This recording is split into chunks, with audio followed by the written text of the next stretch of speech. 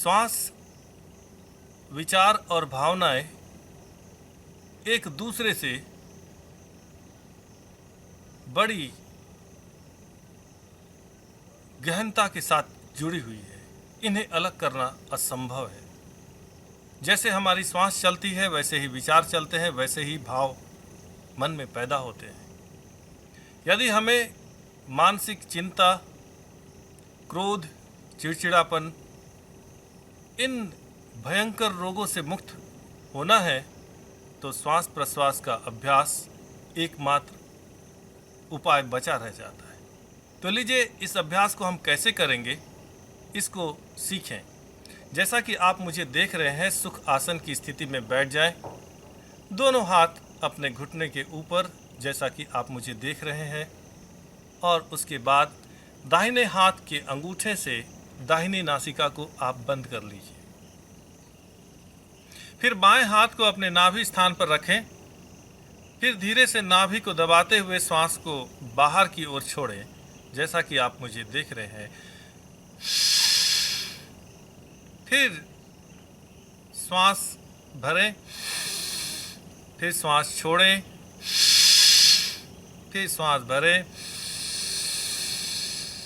फिर श्वास छोड़ें, फिर श्वास भरें, फिर श्वास छोड़ें, फिर श्वास भरें, फिर श्वास छोड़ें, फिर श्वास भरें, फिर श्वास छोड़ें,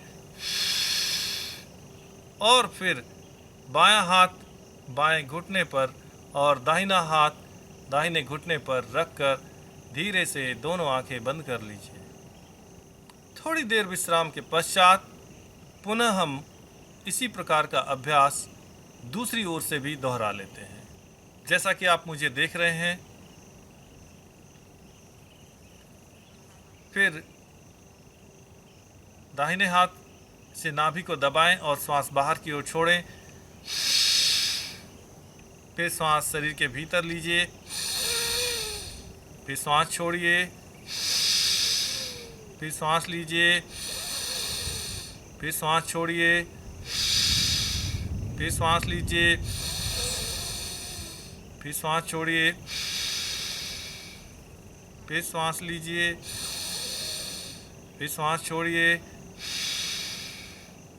और फिर दाहिने हाथ को दाहिने घुटने पर, बाएं हाथ को बाएं घुटने पर रख करके आंखें बंद करके थोड़ी देर श्वास प्रश्वास का अनुभव कीजिए। आप देखेंगे कि आपका मस्तिष्क बिल्कुल हल्का हो रहा है, आपका चित्त निर्विचार हो रहा है, आपके शरीर के भीतर ऊर्जा का पुनर्निर्माण हो रहा है। इस प्रकार अभ्यास को 5 मिनट प्रतिदिन दोहराने से मानसिक चिंता, तनाव, छोटी छोटी बात पर क्रोध आ जाना, थोड़ी थोड़ी देर में चिड़चिड़ापन आ जाना, इन भयंकर रोगों से मुक्ति मिल सकती है। आप प्रतिदिन अभ्यास करें। मैं ईश्वर से प्रार्थना करता हूँ कि आपकी इच्छा शक्ति आपको अभ्यास करने के लिए प्रेरित करें। आप प्रतिदिन अभ्यास करें और इन भयंकर मानसिक रोगों से आपको मुक्ति मिले। इन्हीं शब्दों के साथ इस अभ्यास को मैं यहाँ पर समाप्त करता हूँ। हरि ओम तत्सत।